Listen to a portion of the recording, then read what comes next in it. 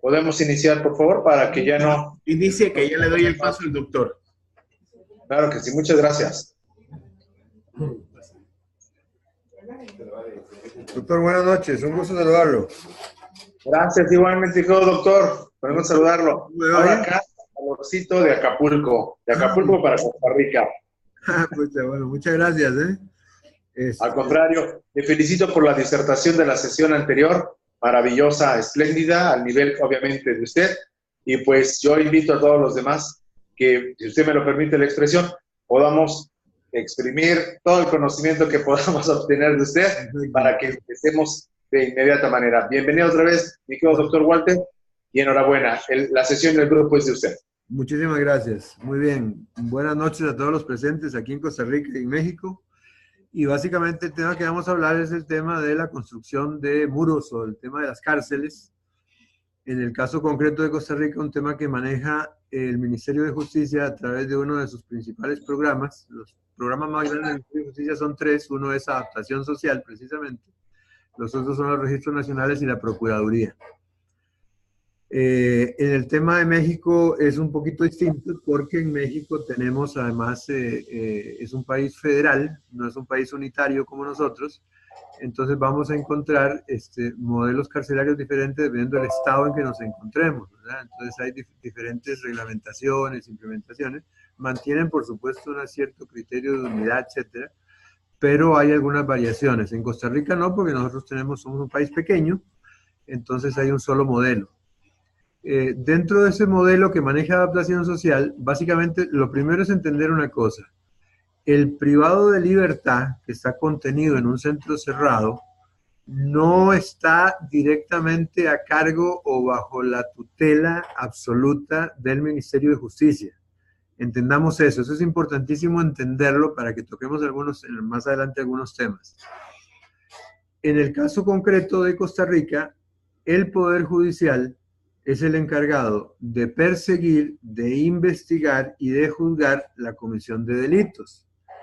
Entonces, por un lado tiene la medicatura forense con las diferentes especialidades forenses que se pueden encontrar, tiene el organismo de investigación judicial, que es una policía investigativa, que depende directamente del Poder Judicial, que se va a encargar de hacer las investigaciones de los posibles delitos, y que actúan además ambos que he mencionado, la medicatura forense y el organismo, actúan como auxiliares del Ministerio Público, que es el encargado de la parte acusatoria, la parte de acusar cuando se ha cometido un delito, identificar a quién se va a acusar. Pero el Poder Judicial, el Ministerio Público es parte del Poder Judicial. El jefe del Ministerio Público, el fiscal general, básicamente es nombrado por los magistrados de la Corte Suprema de Justicia. Y los fiscales son funcionarios del Poder Judicial, algunos de los cuales inclusive cruzan a ser miembros de la judicatura.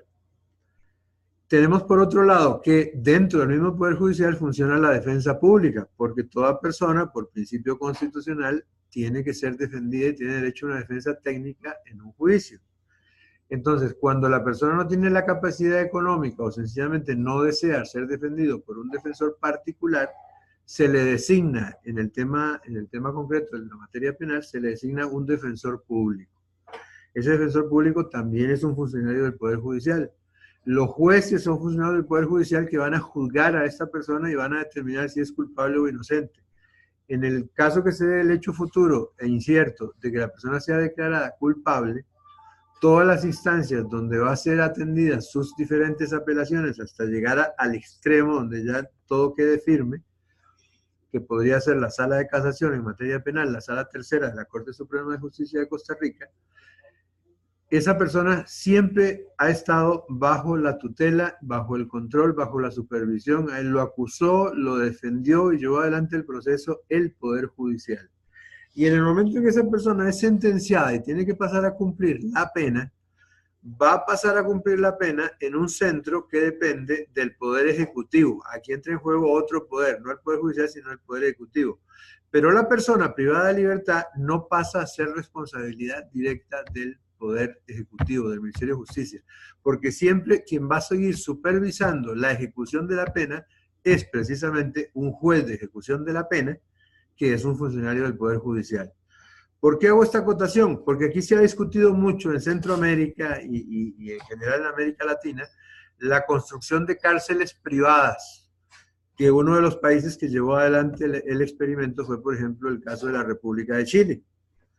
¿Cuál es el problema de las cárceles privadas? ¿O cuál fue el problema cuando en su momento, en el año, a principios de siglo, entre el gobierno de 1998 al 2002, se empezó a montar la posibilidad de otorgar la concesión, otorgar en concesión, en el modelo de concesión de obra pública, la construcción de una cárcel privada, que luego tuvo que ser resuelto por la administración 2002-2006 del doctor Abel Pacheco del Espriella. El tema es el siguiente, toda la negociación que hizo la compañía extranjera que iba a construir la cárcel, iba a ser concesionada para construir una cárcel privada, se llevó adelante con el Ministerio de Justicia. En ningún momento se le dio participación o se le consultó al Poder Judicial. Y entonces ahí tenemos una situación muy delicada, porque la construcción de esta cárcel implicaba que la custodia directa de los privados de libertad iba a depender de la empresa privada. Y la valoración, la parte de criminología, la valoración que se iba a hacer del privado de libertad para ver si iba subiendo en las diferentes escalas y en los diferentes estándares que tiene el sistema para ir cumpliendo la pena, para que en algún momento fuera sujeto o fuera beneficiado con algún artículo especial que le pudiera permitir un cumplimiento menor de la pena, una libertad condicional, una medida alternativa a la prisión, todo eso iba a ser valorado por la empresa privada. Y ahí viene el gran problema, que nosotros en nuestra Constitución existen ciertas potestades que no las puede delegar el Estado, no las puede traspasar a la empresa privada. Y además aquí se da una situación de inconstitucionalidad, porque el privado de libertad siempre sigue siendo tutelado por el Poder Judicial, y el Poder Judicial nadie lo invitó a participar de la licitación, de la concesión, de la firma, y sencillamente no podían llegar y trasladarle el Poder Ejecutivo, el Ministerio de Justicia, trasladar una responsabilidad que no era de él, sino que nada más le estaban entregando en custodia a los privados de libertad a una empresa privada. Ese fue el tema que declaró la inconstitucionalidad de ese proyecto de concesión de obra pública de una cárcel privada. Y mientras no modifiquemos la Constitución, va a ser imposible concesionar una cárcel privada tal y como se pretendió en ese momento. ¿Qué se podría concesionar? La construcción, la administración, por ejemplo, limpieza, comida, el perímetro exterior, la vigilancia inclusive del perímetro exterior, pero ya todo lo que tenga que ver directamente en contacto con el privado de libertad le corresponde a la policía penitenciaria, que tiene un estatus específico, y la valoración propiamente del privado de libertad le debe corresponder a un instituto del Estado, porque tiene además que hacerse solidariamente responsable de cualquier actuación de un funcionario, mientras que una empresa privada no es responsable. Pues, por ejemplo, si quisieran hacer si en algún momento presentaran esa metodología, administrativamente el Ministerio de Justicia es el que tiene injerencia directa con los privados de libertad. Efectivamente. Y lo que hacen algunas instancias, tercerizar algunos servicios, eso sí se puede hacer. Limpieza, lavado de ropa, mantenimiento general, ya le digo, inclusive el área perimetral externa. Pero todo lo que tenga que ver directamente ya con el privado de la libertad, eso tiene que quedar a cargo del ministerio, que el Poder Judicial se lo delega y lo sigue supervisando a través de los jueces de ejecución de la pena.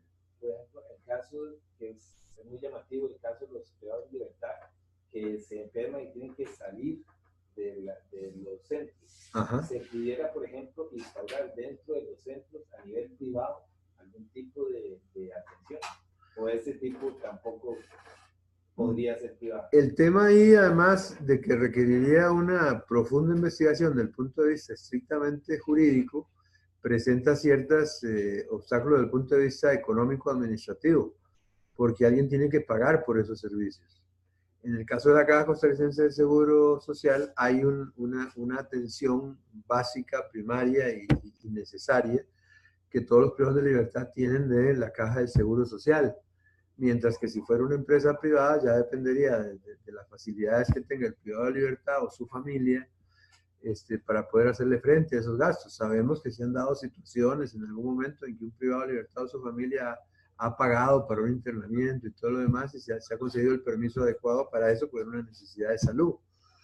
Pero ya hacer funcionar una clínica privada dentro de un ámbito netamente institucional implica un montón de situaciones ahí legales, jurídicas, del uso del suelo, del uso de un bien que es de orden público, facilitárselo a una institución privada. O sea, yo lo veo prácticamente como algo imposible. Lo que sí es posible es que, como se ha venido intentando y se ha venido haciendo, es que dentro de los centros privados o de algunos de los centros privados se construyan clínicas u hospitales de pocas dimensiones, pero que permitan una atención más o menos integral de los diferentes temas de salud que pueden afectar a la población carcelaria.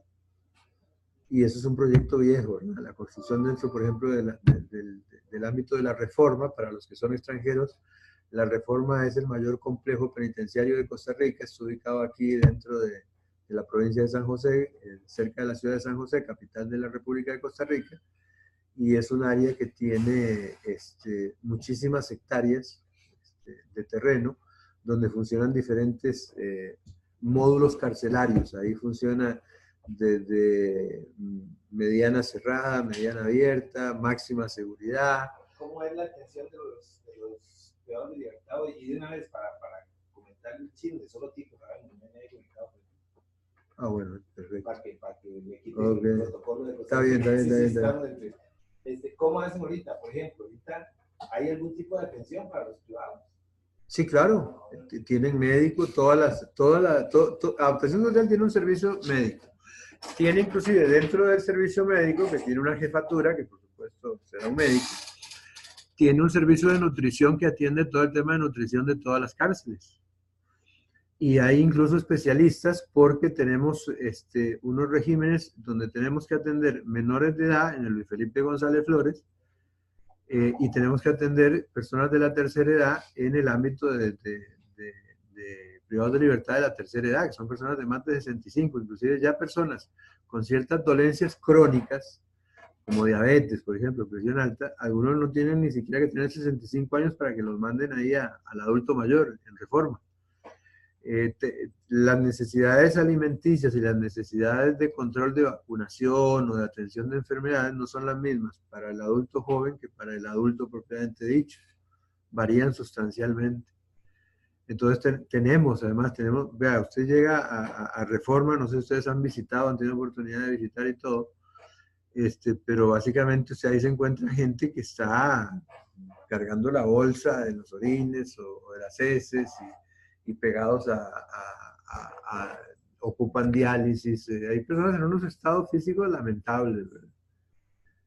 Por supuesto que no están las condiciones ideales que uno quisiera tener para atender a una persona enferma, más allá de quién sea, de qué delito haya cometido, es un ser humano y hay que atenderlo. Pero sí, el sistema cuenta con una parte médica y se cuenta con servicios médicos en todos los centros, y servicios odontológicos, y servicios médicos, y servicios de nutrición, que como ocurre siempre, igual que le ocurre a la caja, fuera de los espacios carcelarios, están sobresaturados, porque tenemos sobrepoblación carcelaria. Todo eso corre por cuenta del Estado, por medio del Ministerio de Justicia. Sí, básicamente eso corre por cuenta del Estado, del Ministerio de Justicia. Es la atención primaria de ellos. Eso no se les traslada a los familiares.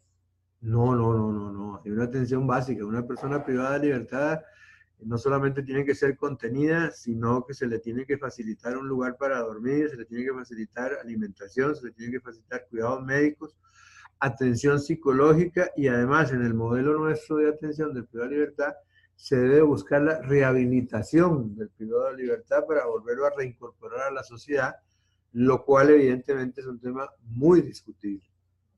¿Okay? Inclusive es un tema que genera muchísimas situaciones a nivel nacional, a nivel de la población en general, porque si usted hace una encuesta, y posiblemente, como en algún momento la UCR hizo una vez una encuesta, claro, aprovechando las circunstancias de momento, de un homicidio, de un secuestro, un homicidio de una niña y todo lo demás, y había un 60% a favor de la pena de muerte, ¿verdad? Y usted escucha a la gente hablando y diciendo barbaridades, no, mantener ese montón de vagabundos y todo lo demás. póngalos a picar piedras, hacer trabajos forzados, a levantar. Y bueno, en algún momento se hizo, en algún momento aquí había, a mí me lo comentaba una gente cuando yo ocupé el puesto de viceministro y tenía cargo de adaptación social, me comentaba un funcionario de alto rango del sistema que las comunidades alejadas, sobre todo la zona de Siquirres y eso, cuando se producían allá a finales de los 80, principios de los 90, esos derrumbes en la carretera, Adaptación Social llevaba una cuadrilla que se había formado especial, inclusive eran voluntarios, para despejar carreteras, y dice que eran buenísimos, dice que eran 10.000 veces mejor que los del MOB, ¿verdad? Llegaban motivadísimos para cumplir, ¿verdad? Y dice que despejaban y sacaban unos derrumbes, ¿verdad? Que ni las mulas se animaban a entrar y ellos se metían, ¿verdad? Jalando equipo y todo lo demás para atender la situación de emergencia. Pero a raíz del tema de los derechos humanos, que es precisamente lo que ustedes están llevando, una especialidad, un seminario, un diplomado en derechos humanos, se ha establecido a nivel mundial por convenciones, que son de acatamiento obligatorio, que no se pueden obligar a los privados de libertad a llevar a cabo trabajos forzados o pesados. Como uno ve en algunas películas norteamericanas, que usted los ve picando piedra y arreglando carreteras, bueno, eso no se puede. Pero sí es obligación del sistema proveerles trabajo, porque está demostrado, está la saciedad, que la mejor manera de atender la posible rehabilitación de una persona que ha cometido un delito y está cumpliendo pena es que esté ocupado.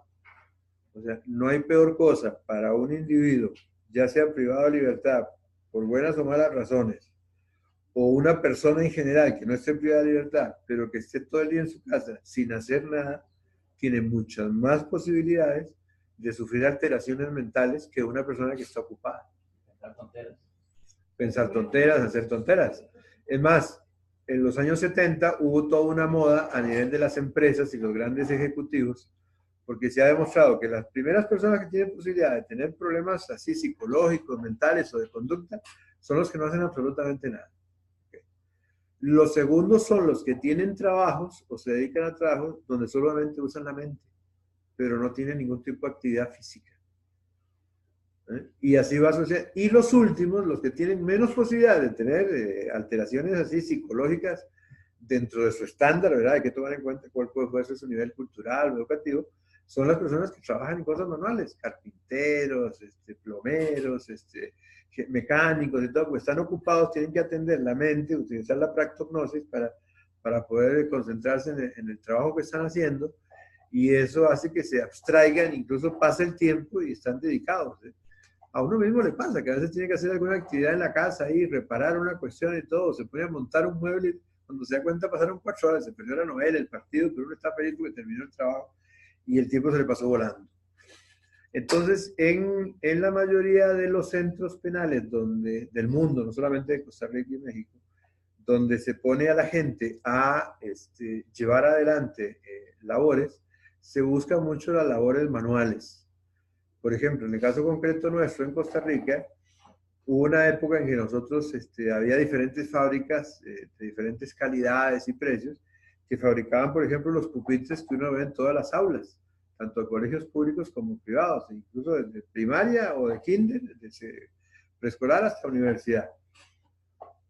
En algún momento se exportaban y se empezaron a exportar de Chile.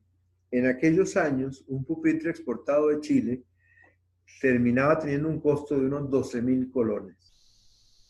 Eso le costaba al país tener un niño sentado en un pupitre. Entonces, en Reforma se planteó la necesidad de crear una fábrica de pupitres. Se compraron maquinaria, se compró la materia prima, se capacitó. Había gente que ya de por sí estaba capacitada entre la población carcelaria, y los que no eran capacitados por gente que llevaba adaptación social o por los mismos privados de libertad que tenían el expertise necesario, y se empezaron a fabricar los pupitres aquí en Costa Rica, y eran de superior calidad que los que traíamos de Chile, y el costo final de esos pupitres no llegaba a 4.000 colones, contra 12.000 que nos salían los chilenos. Entonces se empezó a fabricar. Hoy por hoy en Costa Rica todos los pupitres que son fabricados en Reforma, básicamente por el sistema de adaptación social, e inclusive se han exportado a países limítrofes como Nicaragua y Panamá. Y sobre esto tengo una anécdota muy interesante que me gustaría compartir. Cuando yo estaba a cargo ahí del tema, me llama un día el encargado precisamente de la fábrica ahí en Reforma y me dice, don Walter, dice, necesito que nos ayude con los contactos suyos, si es necesario hablar con el organismo, con el Poder Judicial o con la DIS, pero tenemos que localizar a un privado, a un ex privado de libertad. Y yo, ¿pero qué fue? ¿Se desapareció? ¿Se fugó? No, no, no, él quedó libre, ya cumplió lo otro suyo, pero le perdimos el rastro y queremos encontrarlo, porque queremos que venga. Y le digo, ¿pero por qué? Me dice, porque nosotros teníamos aquí 2 máquinas compradas en Suecia que se utilizaban para doblar y para cortar el metal para poder fabricar los pupitres. Y inclusive yo en algún momento, después de la historia, fui a ver las máquinas, que en ese momento habían quedado inutilizadas, se habían dañado. Y vea, eran unos chunchones, parecían uno de esos camiones de esos donde uno compra, venden comida hecha, ¿sí? Unos maquinones enormes. Y resulta que se dañaron y no podían seguir fabricando. Entonces un privado de libertad le dice, si ustedes me dejan, yo, con esos hierros viejos que hay ahí, esos desechos, yo puedo intentar hacer algo para que no se pare la producción. Tal vez no sea tan rápido. La cosa es que dicen que el hombre agarró partes de carro y unos ejes y fabricó una máquina que no ocupaba, pero ni el 20% de espacio ocupaban las otras 2 máquinas. Y en una sola puso las 2. Y con eso cortaban y doblaban y no funcionaba ni siquiera con electricidad. Era todo era manual. A pura fuerza sanguínea. Y era una obra de arte, porque lo que hizo fue simplificar una máquina que gastaba electricidad, que ocupaba mucho espacio, que se dañaba, que no había repuesto, que había que mandarlo a traer en Europa. Y fabricó, y lo andaban buscando para que patentara lo que había hecho. Esa era básicamente la intención de ellos. Que él pudiera patentar. Bueno, en Reforma, por ejemplo, funciona la mejor fábrica, según la NAME, de bloc que hay en el país. El bloc que hacen en la Reforma es de extraordinaria calidad. También fabrican otro montón de cosas. Entonces, es vital en cualquier centro cerrado que se le faciliten los medios de trabajar a la gente, porque es una de las maneras más sencillas de atender a lo que es la rehabilitación. O sea, hacer sentir a la persona que está haciendo algo importante. Además, reciben una remuneración económica por lo que están haciendo, y parte de ese dinero se va generando para un ahorro para cuando la persona termine de cumplir su pena, y también se le gira dinero a la familia. En algún momento, nosotros tenemos un problema bastante interesante en Costa Rica, que no deja de ser incluso atentatorio de los derechos humanos y poco práctico desde el punto de vista del derecho de familia, que es el tema de las pensiones alimenticias. En algún momento, cuando yo era viceministro y era parte de la Comisión Nacional de Mejoramiento de la Justicia, llevamos un proyecto que presentamos allá por el 2002 en la CONAMAJ. Por cierto, que en ese momento la presidenta de la Comisión Nacional era la exmagistrada Ana Virginia Calzada, y entre otras personas en la comisión estaba don José Miguel Corrales, representando a la Asamblea Legislativa. El plan que nosotros propusimos lo hicimos con base a un estudio que se llevó a cabo en ese momento. Los datos que voy a dar no son actuales, son de hace 16 años. En aquel momento teníamos alrededor de 8.000 privados de libertad, y la población flotante de pensiones alimenticias rondaba los 140 personas detenidas. O sea que en algunos momentos podía haber 100, hasta 90, en otros momentos podía haber 180, pero si uno hacía un promedio, eran 140 personas constantes a lo largo de los 12 meses del año. Cuando uno sumaba el dinero que esos individuos debían en concepto de pensión y retroactivamente sumaba los montos de pensión de un año para atrás, que es lo que puede reclamar la persona beneficiaria de la pensión. No me pagó la pensión de marzo, pero yo puedo pedir hasta abril del año anterior si no me lo ha pagado. O sea, un año completo de pensión para atrás. Nos daba una suma de aproximadamente 120.000 a 140.000 dólares lo que debían esas 140 personas entre todos. Y contando un año completo, no el mes anterior que los había llevado a la premio corporal. Y resulta que Adaptación Social gastaba para mantener a esas 140 personas flotantes durante el año casi 600.000 dólares. Ya no sé la diferencia. O sea, gastábamos 600.000 porque tenían deudas por 140.000. Entonces, ¿cuál fue la propuesta? Bueno, la propuesta fue crear una especie de segunda instancia. Bueno, señor, usted no ha pagado la pensión, venga para acá. Pero en vez de tenerlo detenido, de tenerlo preso en la reforma sin hacer nada, engordando hasta que le apliquen un artículo que le permite, le dan una libertad un tiempo y si no consigue el trabajo lo vuelven a meter y es un círculo vicioso. La idea era desarrollar un proyecto que en aquel momento habíamos conversado con una fábrica de calzado española y montar una fábrica de calzado en la Reforma. Además, una fábrica de calzado que iba a requerir aproximadamente 1.000 o 1.200 trabajadores. O sea que lo que había que apartar para lo que era el sistema de pensión alimenticia eran 140 espacios laborales y el resto eran para los privados de libertad para que laboraran ahí.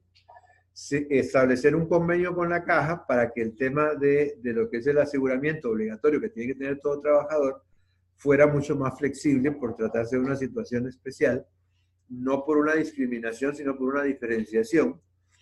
Y entonces estas personas, en el momento, se les decía, bueno, señor, usted puede seguir viviendo donde está viviendo, pero usted tiene que presentarse aquí todos los días y laborar aquí. ¿Cuántos días iba a laborar? De los días hábiles, de lunes a viernes, iba a laborar 4. Y tenía que laborar sábado o domingo, porque eso iba a funcionar los 7 días de la semana. ¿Por qué le íbamos a dejar un día libre entre lunes y viernes? Porque ese día esa persona lo iba a tener libre para que saliera a buscar un trabajo. Entonces, en el momento en que esa persona entraba, el fondo que se iba a hacer acumulando por lo menos 2 años de lo que se gastaba en mantenerlos, que ya no iba a ser necesario, porque no se requería la alimentación, la atención, las horas hombre de la policía, las horas hombres de criminología, las horas de atención